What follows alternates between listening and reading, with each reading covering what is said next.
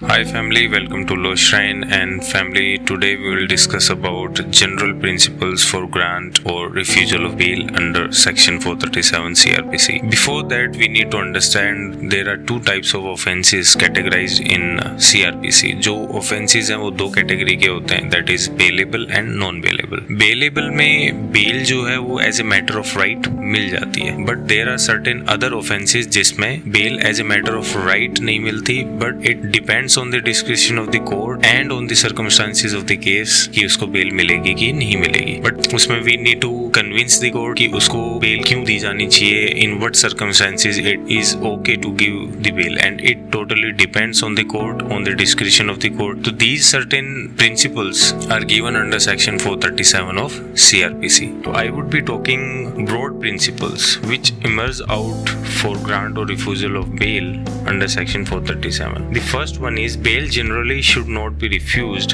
unless the crime charge is of the highest magnitude. Generally क्या होता है कि जो offenses होते हैं, जो बहुत ही grave offenses होते हैं, like murder हो गया या rapes हो गया, तो ये society के against में बहुत ही grave offenses माने जाते हैं, and bail generally वो जितना अगर grave offense होगा, जितनी उसकी punishment होगी, उस punishment को देखते हुए society के interests को बैलेंस करने के लिए, उनको प्रोटेक्ट करने के लिए बेल जनरली रिफ्यूज कर दी जाती है. The second principle which emerge out through the various case laws और from the section 437 is court is more inclined towards providing bail to the children who are less than 16 years of age और old और women और sick. Generally क्या होता है कि it is also given in 437 कि अगर कोई चाइल्ड है या फिर कोई बूढ़ा वृद्ध व्यक्ति है या फिर कोई वुमेन है या कोई बीमार है, उनको जनरली बेल दी जा सकती है. द रीजन बीइंग इज कि उनको एक्स्ट्रा केयर चाहिए, एक्स्ट्रा प्रोटेक्शन चाहिए, and therefore in order to protect their interest तो उनको बेल दी जा सकती है, बट विद द कंडीशंस. कुछ कंडीशंस डेफिनेटली कोर्ट उनके ऊपर इम्पोज करेगा, तो वो जनरली कोर्ट बेल दे देता है इन सब. The third principle which emerges out is bail should be refused when the court may reasonably presume some evidence warranting that no amount of bail would secure the presence of the convict at the stage of judgement.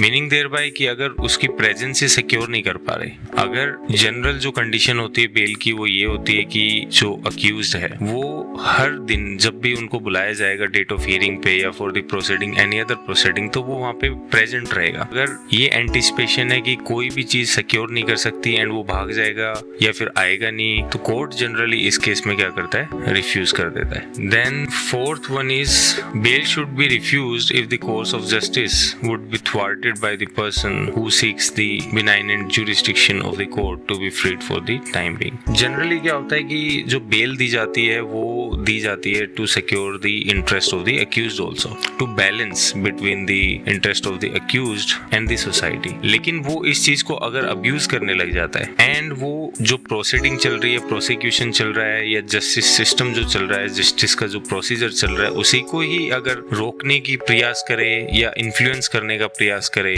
like evidence को temper कर दिया, ये सब चीजें कोई और चीज जिसको जो एक प्रोसेस को आप रोकने का प्रयास करते हो, उस जस्टिस सिस्टम को आप रोकने का प्रयास करते हो, उसको इन्फ्लुएंस करने का प्रयास करते हो, उस प्रोसिक्यूशन को आप इन्फ्लुएंस करने का प्रयास करते हो, तो उस केस में भी बेल को क्या कर दिया जाता है, रिजेक्ट कर दिया जाता है. एंड जनरली वो सब ट्रैक रिकॉर्ड्स देखते हैं, वो जनरली पुलिस रिपोर्ट्स देखते हैं कि व्हाट काइंड ऑफ पर्सन या what this person who is in front of honourable जज has been doing all the years. वो पूरा ट्रैक रिकॉर्ड देखते हैं, पूरा पुराना जो भी रिकॉर्ड है, पुलिस की रिपोर्ट है, उसके आधार पे ये सब डिसीजंस लेते हैं. एंड उसमें अगर ये है कि वो पुराना उसका जो कंडक्ट है वो ऐसा है कि वो इन्फ्लुएंस कर सकता है, तो डेफिनेटली बेल को रिजेक्ट कर दिया जाएगा. उसके बाद में fifth is bail should be refused if there is likelihood of the applicant interfering with the witness for the prosecution और otherwise polluting the process of justice. ये हम ऑलरेडी डिस्कस कर चुके हैं. इट मींस कि अगर वो विटनेसेस को इन्फ्लुएंस करने की कोशिश करता है, कोई भी इंसिडेंट होता है, उसका कोई विटनेस होता है, तो वो प्रोसिक्यूशन केस को स्ट्रॉन्ग करता है, और कोई अक्यूज्ड है उस विटनेस को इन्फ्लुएंस इन्फ्लुएंस करने की कोशिश करता है, थ्रेटन करने की कोशिश करता है, या फिर प्रोसिक्यूशन को इन्फ्लुएंस करने की कोशिश करता है, प्रोसिक्यूशन का केस को वीक करता है, तो उस केस में क्या हो गया, बेल को जनरली रिफ्यूज कर दिया जाता है। The next one is bail is generally refused if the antecedents of a man who is applying for bail show a bad record, particularly a record which suggests that he is likely to commit serious offense while on bail। कुछ लोग ऐसे होते हैं जो repeated offender होते हैं, बार बार crime करते हैं। तो ऐसे लोग जो बार बार क्राइम करते हैं,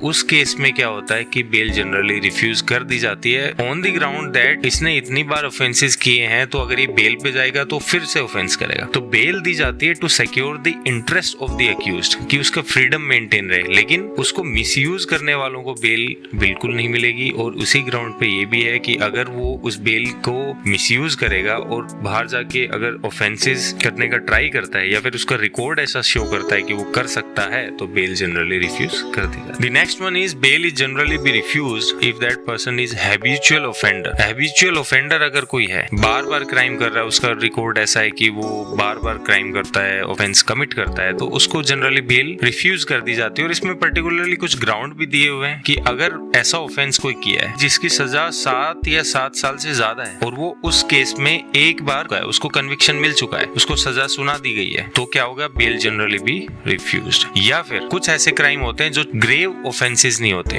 तो उस केस में क्या होता है कि जिनमें ऐसी पनिशमेंट है जो 3 से 7 साल तक में है, उनकी पनिशमेंट 3 से 7 साल तक है, और उन सब केसेस में वो 2 या 2 से ज्यादा बार कमिट हो गया, कन्विक्ट हो गया है, तो उस केस में भी क्या हो गया,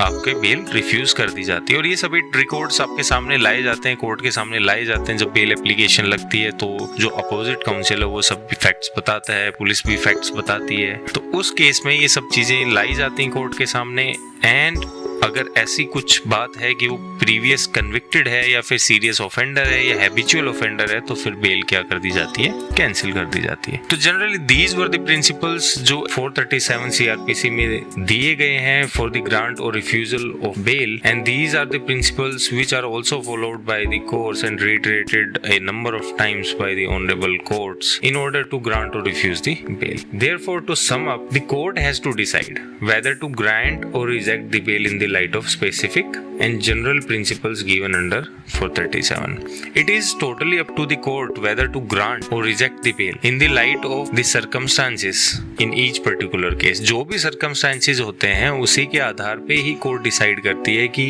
उसको ग्रांट करनी है बेल या फिर नहीं करनी। लेकिन जो प्रिंसिपल्स हैं वो 437 में दिए गए हैं, लेकिन जो अल्टीमेट डिस्क्रिशन है it lies with the court only, but it has to be remembered that the discretion can not be exercised in regular manner. Routine manner में नहीं एक्सरसाइज कर सकते,